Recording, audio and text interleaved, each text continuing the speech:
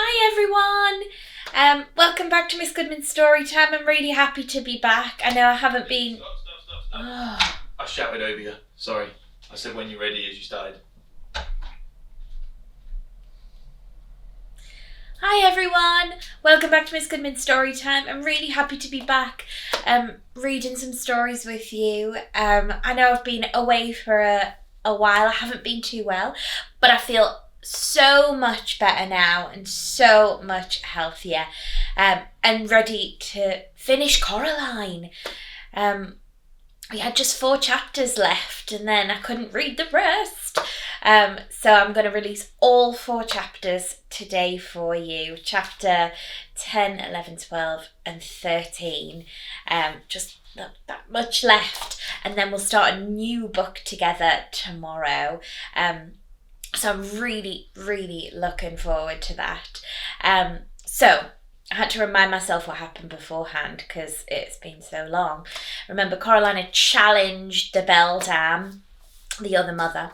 She'd said, if I find the souls, so she wanted to find the souls of those children that she'd met behind the mirror. If I find those souls, and if I find my mother and father, then you have to let me go. And the beldam had said, okay, but then she's thrown a few spanners in the works. So in the last chapter, remember, she had gone to, I think it was the cellar room, or the room through the other room, and the flat through the other room, that's where it was. And there was the other father there, but he looked like a mushed up clay version of himself. I can imagine him in this horrid horror movie that I would definitely not watch.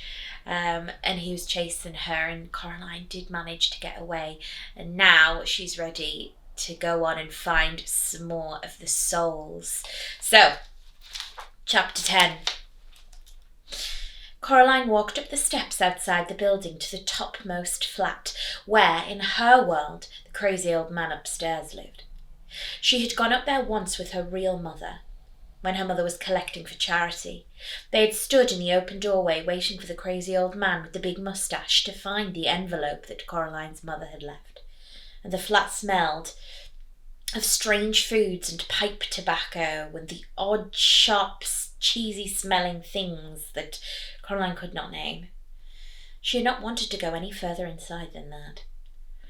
I'm an explorer, Coraline said out loud, but her words sounded muffled and dead in the misty air. She had made it out of the cellar, hadn't she? And she had. But if there was one thing that Coraline was certain of, it was that this flat would be worse. She reached the top of the steps. The topmost flat had been once the attic of the house, but that had been long ago. She knocked on the green-painted door. It swung open and she walked in. We have eyes and we have nervouses. We have tails, we have teeth. You'll all get what you deserve when we rise from underneath, whispered a dozen or more tiny voices, in that dark flat with the roof so low where it met the walls that Coraline could almost reach up and touch it. Red eyes stared at her. Little pink feet scurried away as she came close. Darker shadows slipped through the shadows at the edges of things. It smelt much worse in here than the real crazy old man's flat upstairs. That smelled of food, unpleasant food to Coraline's mind, but she knew that was a matter of taste. She did not like spices, herbs, or exotic things. This place smelled of all the exotic foods in the world had been left out and gone rotten. Little girl, said a rustling voice in a far room. Yes, said Coraline, I'm not frightened, she told herself, and as she thought it, she knew that it was true. There was nothing here that frightened her. These things, even the things in the cellar, were illusions, things made by the other mother in a ghastly parody of the real people and real things on the other end of the corridor. She couldn't truly make anything, decided Coraline. She could only twist and copy and distort things that already existed. And then Coraline found herself wondering why the other mother would have placed a snow globe on the drawing room mantelpiece, a place that in her world was quite bare. And once she had asked herself the question, she began to understand the answer. Then the voice came again, and her train of thought was gone. "Come here, little girl. I know what you want, little girl." It was a rustling voice, scratchy and dry. It made Coraline think of some kind of enormous dead insect, which was silly, she knew. How could a dead thing, especially a dead insect, have a voice? She walked through several rooms with low slanting ceilings until she came to the final room.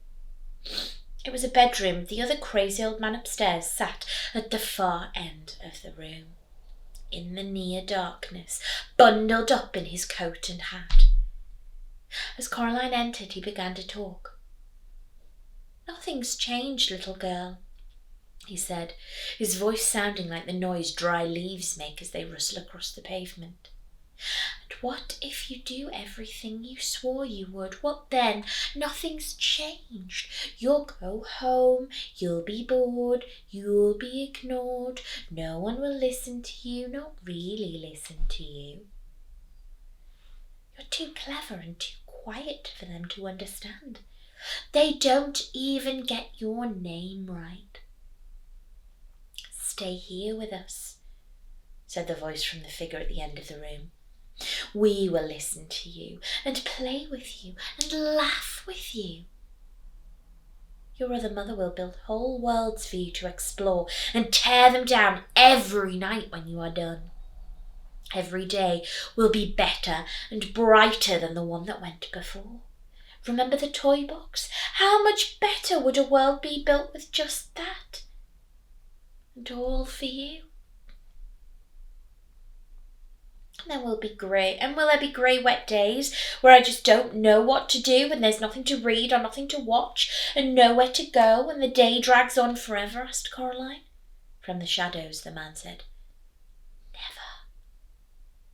"And will there be awful meals with food made from recipes with garlic and tarragon and broad beans in?" said Coraline. "Every meal will be a thing of joy," whispered the voice from under the old man's hat. "Nothing will pass your lips that does not entirely delight you." "And could I have day-glow green gloves to wear and yellow Wellington boots in the shape of frogs?" asked Coraline.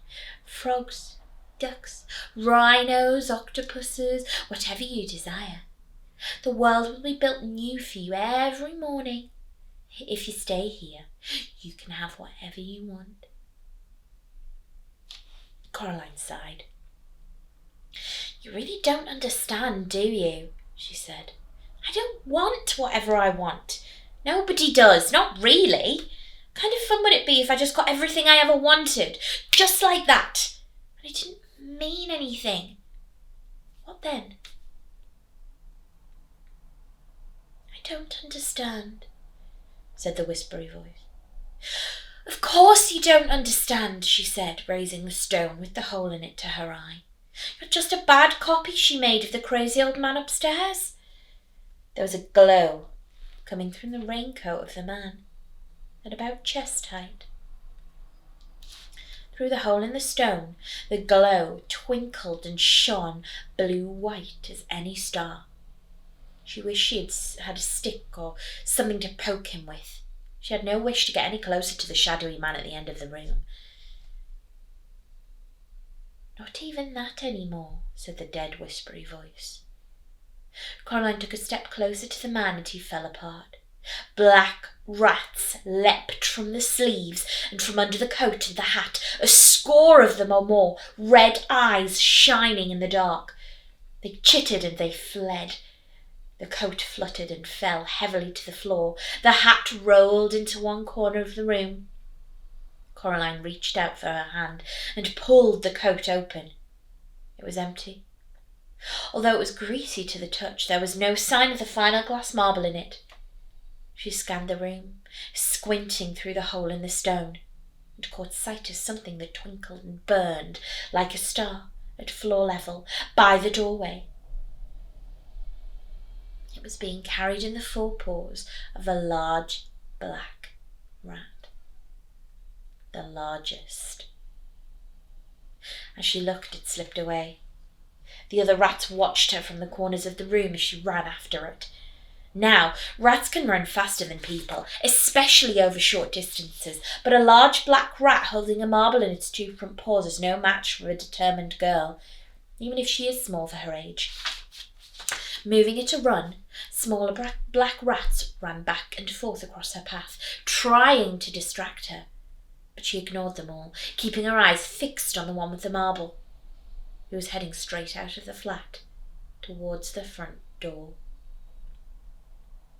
They reached the steps on the outside of the building. Coraline had time to observe that the house itself was continuing to change, becoming less distinct and flattening out. Even as she raced down the stairs, it reminded her of a photograph of a house now, not the thing itself. Then she was simply racing pell-mell down the steps in pursuit of the rat, with no room in her mind for anything else. Certain she was gaining on it, she was running fast. Too fast. She discovered as she came to the bottom of a flight of stairs, and her foot skidded and twisted and went crashing onto the concrete landing. Her left knee was scraped and skinned, and the palm of one of her hands had thrown out to stop herself was a mess of scraped skin and grit. It hurt a little, and it would, she knew as soon, much more. She picked the grit out of the palm and climbed to her feet, and as fast as she could, knowing that she had lost it and it was already too late, she went down the final set of steps to ground level. She looked for the rat, but it was gone, and the marble with it. Her hand stung where the skin had been scraped, and there was blood trickling down her ripped pyjama leg from the knee. It was as bad as the summer that Mother had taken the training wheels off her bike. But then, back then, in with all the cuts and scrapes, her knees had been scabbed on top of scabs. She had a feeling of achievement. She was learning something, doing something she had not known how to do before. Now she felt nothing but cold loss. She had failed the ghost children. She had failed her parents. She had failed herself, failed everything. She closed her eyes and wished that the earth would swallow her up. There was a cough. She opened her eyes and saw the rat.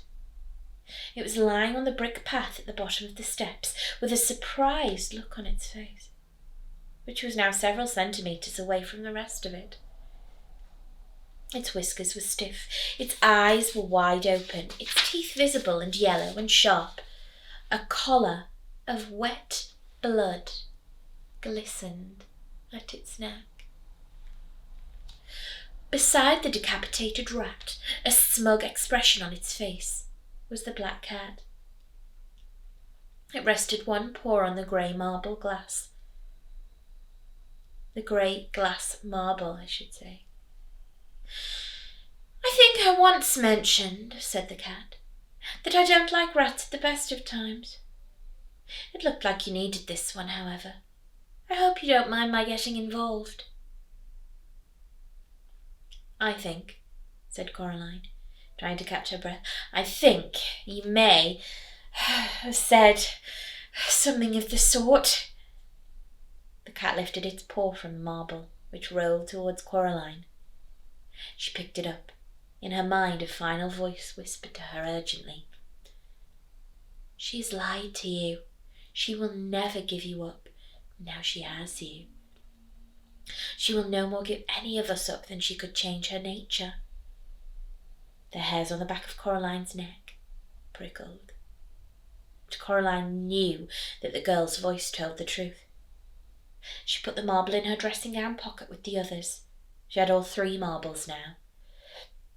All she needed to do was to find her parents, and Coraline realised that was easy. She knew exactly where her parents were. If she had stopped to think, she might have known where they were all along. The other mother could not create. She could only transform and twist and change.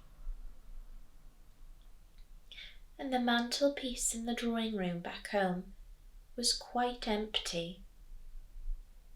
But knowing that, she knew something else as well.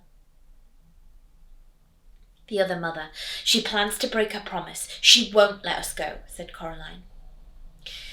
I wouldn't put it past her, said the cat.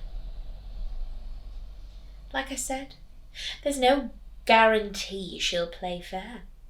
And then he raised his head. Hello? Did you see that? What? Look behind you, said the cat. The house had flattened out even more.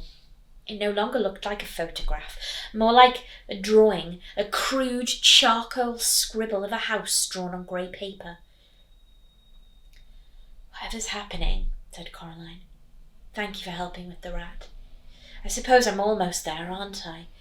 So you could go off in the mist of wherever you go, and I hope I get to see you at home, if she lets me home.